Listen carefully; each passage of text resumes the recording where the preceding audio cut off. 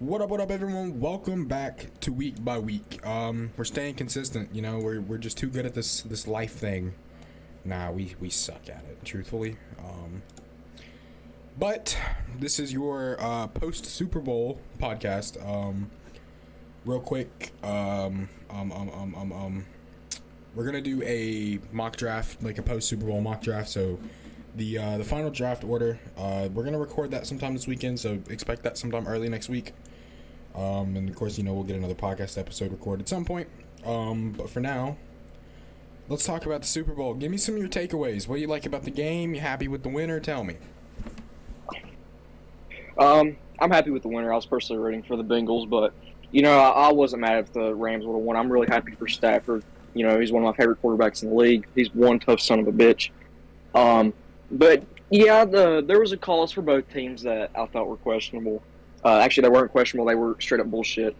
Let's just be honest. You know, that's one thing I want to see next year is just better officiating. Like, come on. Like, it's getting ridiculous. The biggest problem, it really is. I don't even have, like, a big problem with, like, a lot of the calls that people are having problems with. It's just, like, I feel like refs are just not consistent at all with their calling. Like, if you're going to call it, please be consistent. Yeah, I can't stand it either. That's just the truth. I hate it.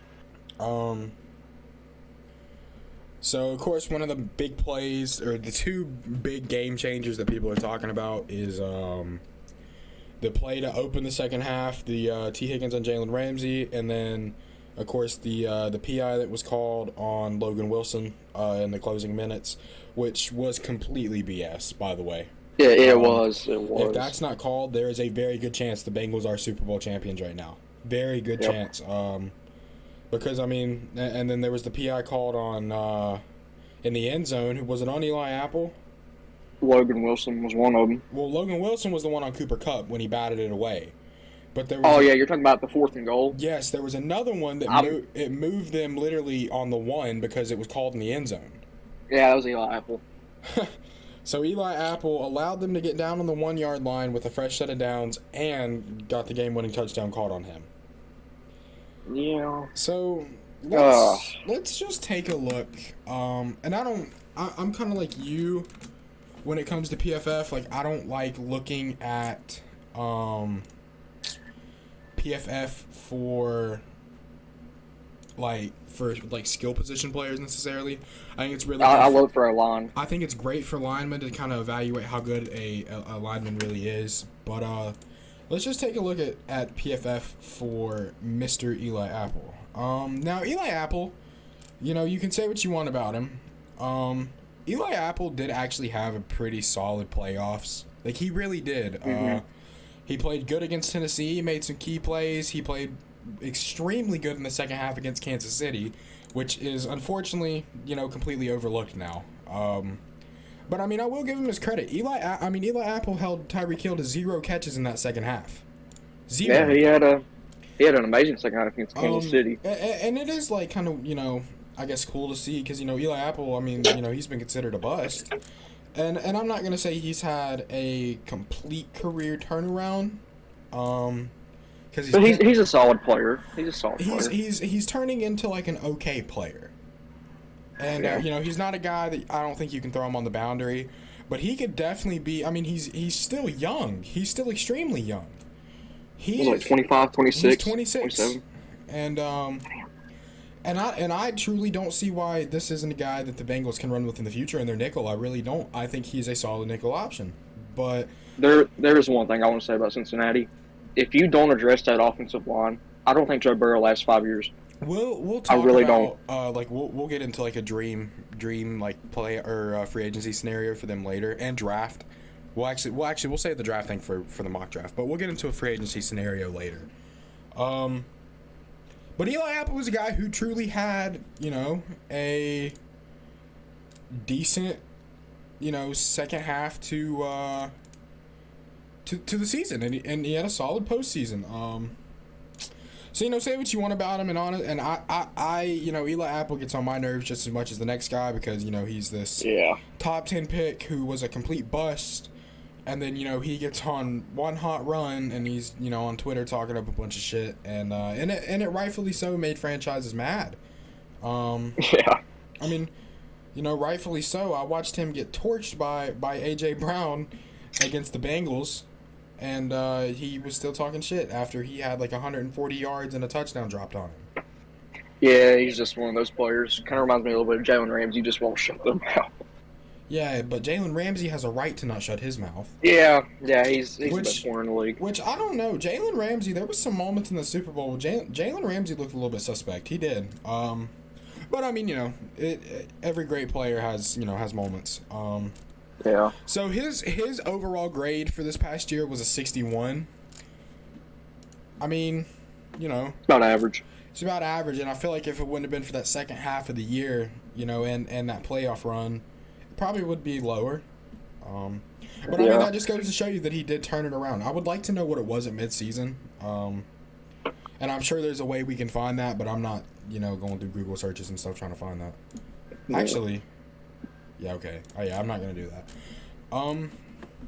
But, all in all, I mean, fair play to the Bengals. Y'all got on a hot run.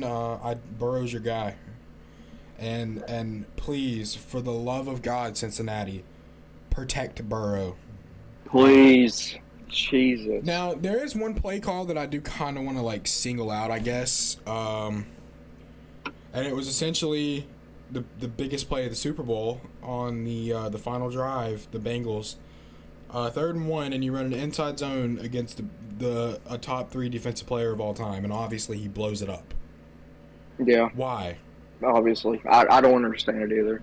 Now, I just don't understand it. And why was Joe Mixon not the one running the ball? Yeah, who was it? P-Ron? P-Ron. Why? Why was Joe Mixon not the one running the ball? Unless he's injured or something. Would still that's be okay. just pathetic. I wouldn't even be mad if they still had Gio Bernard and it was him, but of course he's not there anymore. But say what you want, Gio Bernard was tough. Yeah, he's a very nice third down back. I love Gio Bernard, and I honestly think that I would have been okay if it was him, but of course he's not there anymore. But why was Joe Mixon not the one running the ball in that situation? And I'm not saying it would have changed anything, because it's still Aaron Donald, but Joe Mixon's one of the best backs in the league. Yeah, but you're still running into Aaron Donald. I don't understand. If you're wanting to do an inside zone, why are you turning and running into Aaron Donald? I don't get it. I just don't get it. Now, there's this tweet that a Twitter user named Elite Takes made, and I'm not saying I disagree with him or not. His name's Nico. He's a big, he's an NFL TikToker. I like him a lot. I like a lot of what he says. He's a kid about our age, maybe a little bit younger, actually, but he knows his stuff. He does. And he tweeted after the Super Bowl, "I'm sorry, but Zach Taylor gives me big-time Matt Nagy vibes." And I want to know how you feel about that. I mean, you experienced Matt Nagy firsthand. God. How do you feel about that?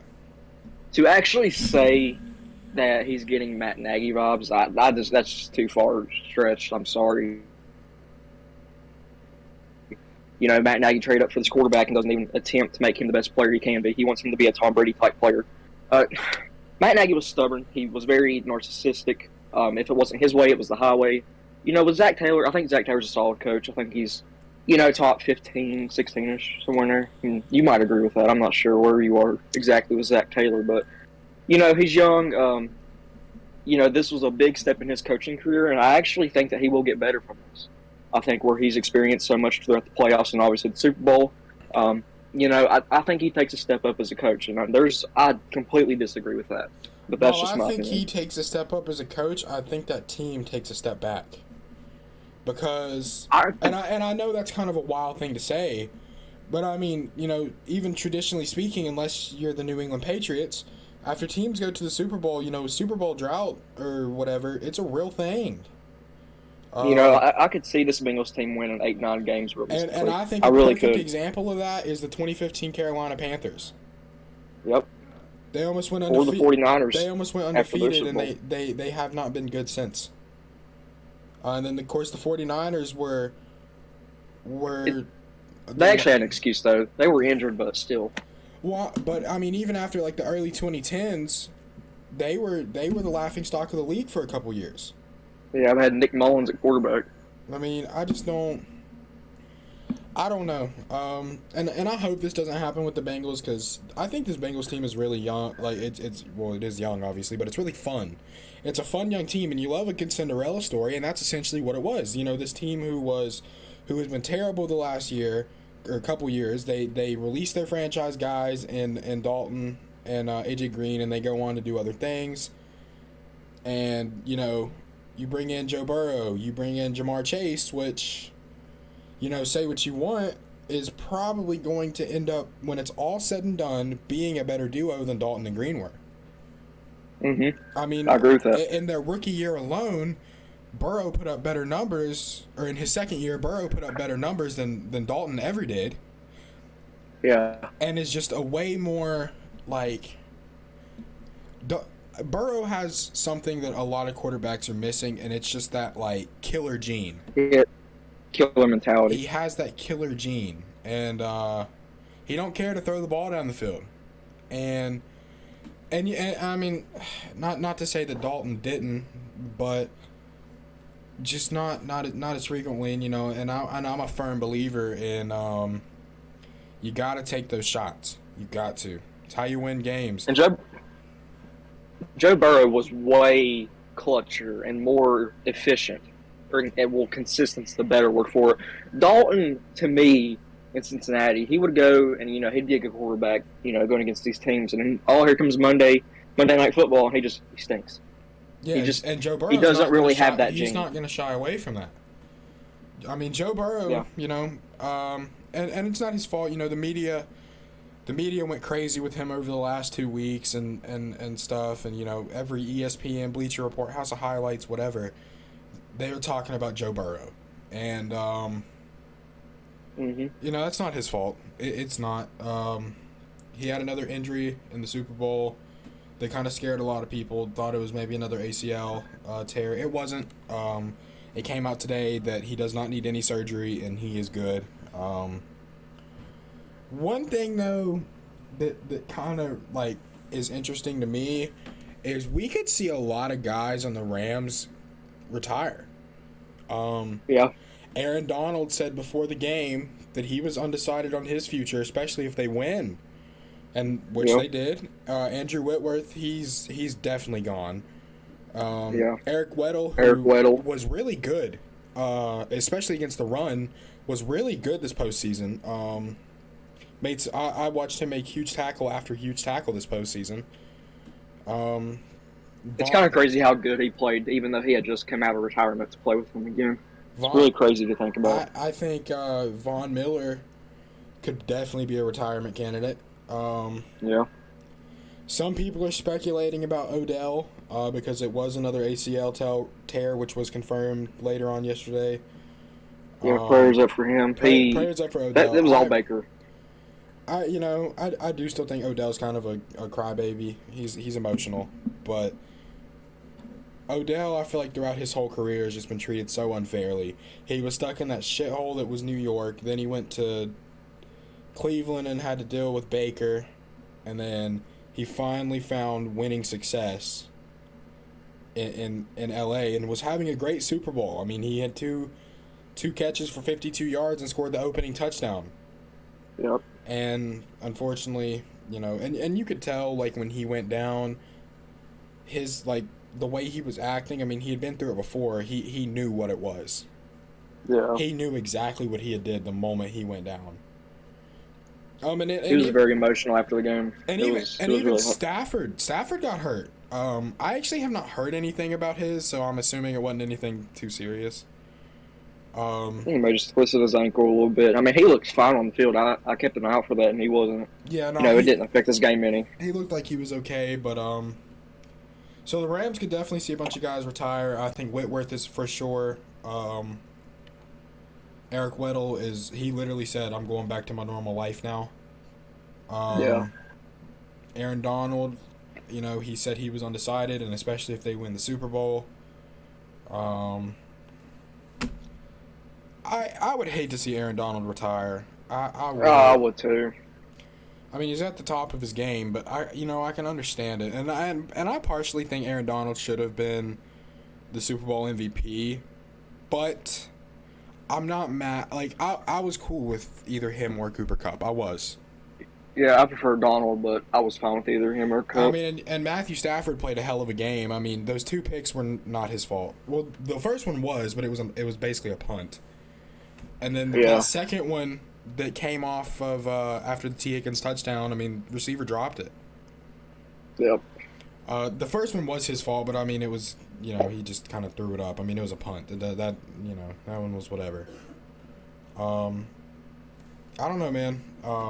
I hope we don't see Donald retire, but all in all, this was a great Super Bowl. Even viewership was up. I think it was at 11.5 million, which is the most watched Super Bowl in I think the last 5 years. That's crazy. So all in all, it definitely was a good Super Bowl. Very fun to watch. Yeah. Literally came down to the final drive, and that's what you want to see. Yep. And especially after how good of a playoffs, you know, it was. It was a great Super Bowl, and you know, I do look forward to hopefully seeing the Bengals come back. And you know, whatever happens with the Rams, because this is a very I guess older Rams team. But Yeah. they you know, they let the pieces fall in place. They traded for the big name guys. They were very clearly in a win now mode. You know, bringing in Odell, bringing in Von Miller, getting Eric Weddle to come out of retirement. I mean, trading for Matthew Stafford, who's in his 30s. You know, but I mean, it paid off. So it, you know, no matter what happens, it doesn't matter. They got their ring. Paid off. Yep, it did. So, if there's nothing else you want to throw in about the Super Bowl, we're going to briefly cover two things. Number one, I want to talk about Alvin Kamara. So, there's a lot of, like, speculation going on about the Alvin Kamara arrest. He basically, so it happened the night before the Pro Bowl, and apparently they tried to arrest him during the Pro Bowl. Oh, God. And the NFL basically was like, hey, like, you know, just please wait.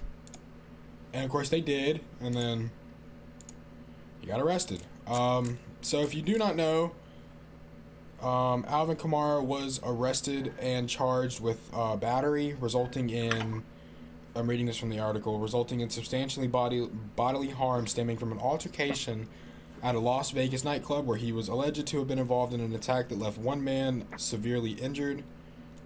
And I feel like, I don't know, man. It's just, it's sad to see stuff like this because sometimes I feel like NFL players don't realize like how blessed they are to be in the position that they're in. Yeah, it's sad. And like I hate seeing, you know, these essentially, you know, these millionaire athletes who are the best in the world get arrested for stuff like that. First of all, why was there a guy even allowed to get near Alvin Kamara? You know he had security. Why was this guy even in reach of Alvin Kamara? Why? And they haven't really said like what the guy said to Kamara to make him, you know, fire up like that. But I seen the pictures and they just, I don't know, man. See, I haven't seen the pictures. I really just read the article, so He messed the guy I don't up. really know too much. It wasn't like, you remember like the Aaron Donald nightclub situation? Yes. Where the guy lied. It was, and he showed like the pictures of his head being busted up and stuff. Yeah. They're worse than that. I don't know. I guess it's just Vegas. It's a Sin City. And then It's Vegas. Another story coming out of Los Angeles. Adrian Peterson was arrested for reported domestic violence. So I was gonna say domestic violence. So this is of course from the article. According to a Los Angeles airport police statement, they received a call around 8:30 a.m. local time about possible domestic violence on board an aircraft bound for Houston and responded to a verbal and physical altercation between a male suspect and a female victim. I'm pretty sure Peterson and his wife were both arrested.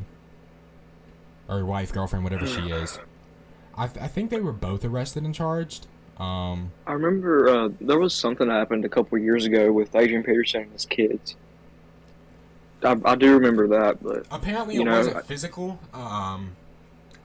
A representative for Peterson and his wife said in the statement that they had a verbal argument and it was not physical. And apparently his wife attests to that, so it's good to know that he didn't, they weren't hitting on each other or anything. Yeah. And Ashley Peterson, which is his wife, she did say that they were not going to press charges, and then or that she was not going to press charges against him, and vice versa. And then their lawyers said that this is a private misunderstanding between husband and wife, and we anticipate it will be resolved shortly. So I think there's a very good chance that this was blown up to be more than it could be. Like, it literally could have just been as simple as it was a married couple arguing, which is completely normal, and because, one happens to be an NFL all-time great, they were like, oh, we could blow this up and make a big story out of this. Yeah, I'm not the biggest fan of the internet or social media. I'll be honest, I think that there's a very good chance that this was blown up way past what it should have been. I think that they were just having a normal husband-wife argument. And, obviously when you see Adrian Peterson raising his voice at a female, you go crazy, I guess. He's a big boy. I would not fuck with Adrian Peterson. I don't think I would fuck with any NFL player, now that I think about it. Especially Aaron Donald. That's scary. Bro. I want the smoke, Aaron. I'm kidding. Please, if you ever watch this, I'm kidding. So, moving on. This topic is kind of more for me, but it's also been a really hot topic of the off season. Ryan Tannehill. There was huge speculation going around about a month ago. That Aaron Rodgers was going to go to the Titans after he bought a house in Nashville, which is stupid, by the way, because every celebrity owns a house in Nashville. Pretty stupid. Sandra Bullock owns a house in Nashville. I don't think we're gonna sign Sandra Bullock, but that was pretty stupid, and but it was a big rumor going around. Apparently, they were saying he was in contact with the Titans and everything, and then actually, I do want to say one thing for the record.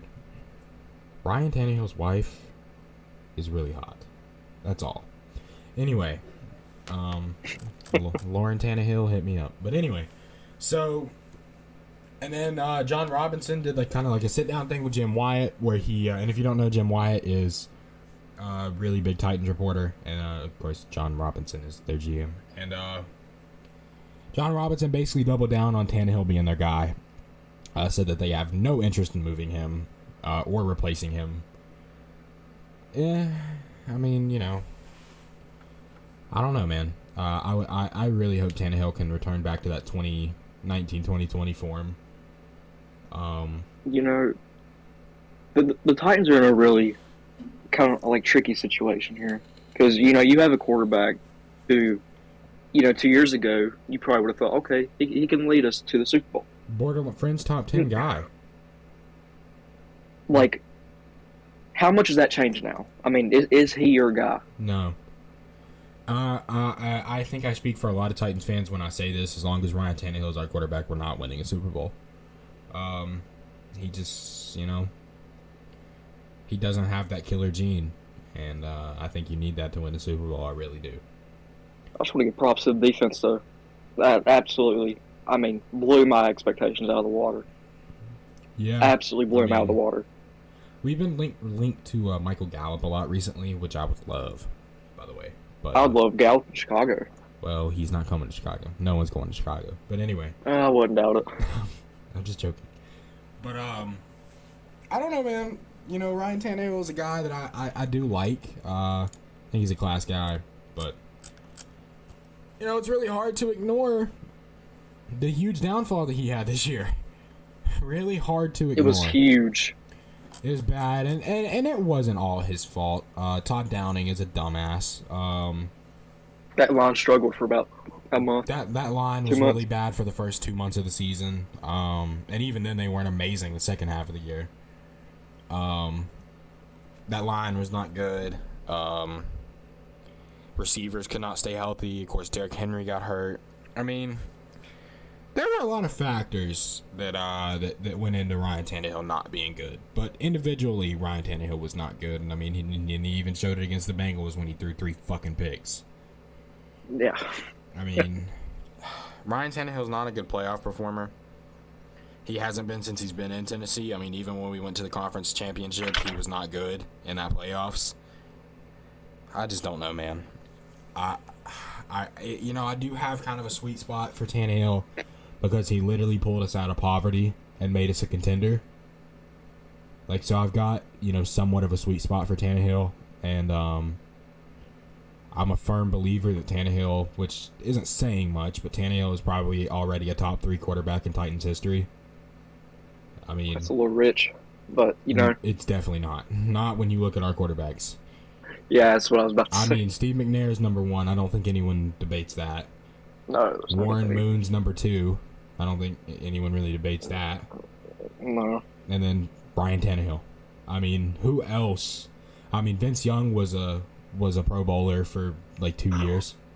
If you even. I mean, Jake Locker. No. If you want to say Vince Young, I mean. But like the list of but like in between McNair and Tannehill, the amount of busts that we drafted were insane. I mean, I guess technically Vince Young wasn't a bust, but he wasn't terrible. He wasn't good. He was decent. Jake Locker actually, to his credit, did get destroyed by injuries. I mean, Jake Locker was a bust. Vince Young, I guess, technically wasn't a bust, but he, whatever. Kerry Collins, Marcus Mariota. I really think he can still be something. Oh, I do too. I really do. I love Mariota. I do. I love Mariota to death. But, yeah, he's not good. Or at least he had a different offense every year he was in Tennessee. Yeah, so, sorry about that. We had to pause. But anyways, Marcus Mariota had had different offenses all of his years in Tennessee. Was it 4 or 5 years in Tennessee? 4. 5? 4. So, yeah, 4 different starting. offenses in 4 years. 4 starting. But, yeah, I mean, different offenses every year for a young quarterback. I mean, any quarterback in that situation, it would be stay tough. Healthy. Yeah. But, he showed flashes. I will always have a certain level of respect for Mariota, one of my favorite guys in the league. I love Mariota. I do. I just don't think it was his fault. And nothing can convince me that it was his fault. I'm sorry. So, let's see here. So the Colts are already planning to move on from Carson Wentz. Bleacher Report posted this article yesterday, 2 days ago. So Carson Wentz rumors QB's future with Colts bleak, likely to be traded or cut. Here's the Bleacher Report article. Carson Wentz' tenure as starting quarterback of the Indianapolis Colts may be set to come to an end after just one season. The Colts will probably trade or release Wentz before March 19th, which is about a month away, when his $15 million base salary becomes fully guaranteed. Mort Tennyson, I don't even know who that is, some ESPN reporter, added that Wentz's future in Indianapolis looks bleak. While Wentz didn't have a terrible statistical season, the campaign ended in disappointment as they missed the playoffs. And of course, Wentz just he had some Carson Wentz moments this year, to say the least. Let me look up what his numbers were, because I know statistically they weren't bad at all. It was a 27-7 touchdown interception ratio. I don't know how many yards. 3,600 yards. I mean, so definitely he had an okay year. Yeah, it's not bad, especially turnover-wise. Pretty solid. But me and my brother were talking about this Sunday when the article came out. And he was like, well, who the fuck do they want the Colts to go get? Fucking Aaron Rodgers? He was like, Carson Wentz was good this year. And I told him, I was like, Carson Wentz, I mean, yeah, statistically he was okay. But to me, he was so average. He was not elite by any means or even star level. Honestly, I don't think he helped his team win any games. I don't either. That's just the only reason that they got hot and went on that little streak was because of Jonathan Taylor. I mean, I'm sorry, but it's the truth, and it's just wild to me how like Colts fans have shat on us for the last 3 years, saying we get carried by Derrick Henry, and then they do this, and then Wentz is terrible, and Jonathan Taylor is, you know, dominating the league, but it's okay. It's all right if it happens to them, but it's not okay if it happens to us. I really hope there's some Colts fans watching. Well, nah, they were just fun, and I'm not even like I'm not one Titans fan that I'm like Colts fans aren't bad. Like, they're really not. I mean, it's just a rivalry thing, you know? We're going to talk shit about each other, but, like, don't be so fucking hypocritical on your claims. You know, they shit on us. They're like, Derrick Henry is the only reason y'all are good. Well, guess what? Jonathan Taylor's the only reason you guys won 9 games this year. Without him, y'all are a 5-6 win team. I'm sorry. That's the truth. But it's the truth. I mean, shitty to say, sure, but it's the truth. I mean, look, we made the playoffs as the 1 seed without Derrick Henry. What's your excuse? Yeah. They got beat by the Jaguars. I mean, am I wrong?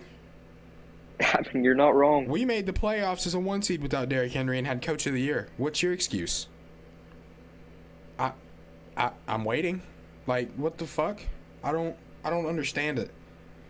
But I mean, I'm sorry. That's just, you know, facts. If you want to argue with me in the comment section, go crazy. I mean, I don't really care. But yeah, Wentz, man, I don't know. I am actually interested to hear. Like, I want to know how Colts fans feel about Wentz. I would love to hear it. Like, seriously. Like, I wouldn't even talk shit. I just want to know. Yeah, me too. So if any Colts fans are watching this and you've made it this far into the video, so tell us how you feel about Wentz. I would love to know. I really would. That's all the topics I have. We're about 32-ish minutes in. We can play a couple rounds of Guess the Player if you want. Yeah, I just want to grab my laptop. Alrighty. Alright, we got a round to Guess the Player to end it off. This may be how we end off all our podcasts until the regular season, honestly, because topics are bleak. But, you want to go first? Yep, let's do it. Hit me with it. Okay, so he was drafted in 2015 in the 4th round. Okay. He was drafted by the 49ers, where he lasted for 2 years. Okay. Then he went to Seattle from 17 to 18. Okay. Had a 1-year stint with my Bears. Okay. Had a 1-year stint with the Panthers, Okay. and now he's on the Falcons. He's on the Falcons? Yep. Okay. So he was drafted in 2015, you said? 2015, 4th round. So he went Seattle to 49ers to... No, 49ers first, then Seattle. 49ers to Seattle to Chicago. To Chicago. To Carolina. 49ers, Seattle. Where'd you say he is? Falcons? Yeah, Falcons right now. This was his first year with the Falcons. He just signed with the Falcons, like last offseason. Yeah, he was a 1-year stint with the Panthers, a 1-year stint for the Bears, and then he was with the 49ers and Seahawks for 2 years.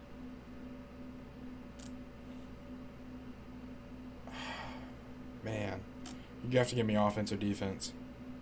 Offense. See, I'm trying to think of like guys that were on the Bears. He was on the Bears in 2019. In 2019? He was cut mid-season and signed by the Panthers, where he played the rest of that season and the season after. So technically the Panthers are about a year and a half, because he was with the Bears for only half a season. I was thinking maybe Tajay Sharp, but Tajay Sharp was on Tennessee, so that just doesn't make sense. You might feel stupid after I tell you this. I'm probably going to. But, I mean, he's not. I shouldn't want to say nothing. I mean, is he good? He was decent in Carolina. I'm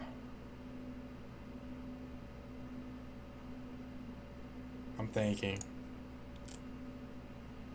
If you want, I can give you a hint. Give me a hint. He replaced Christian McCaffrey when he got hurt and played decent. In 2019. No, and 2020, my bad. 2019 and 2020? No, just 2020. 19 didn't do nothing. Mike Davis? Yep. Wow. All right. All right, so this guy was a second-round pick in 2009. Okay. Came out of West Virginia. Okay. Played for the Dolphins and the Redskins in the league. Didn't have big long stints with them. But did play for the Dolphins and the Redskins in the league. So how long did he play in the league total? 2 years.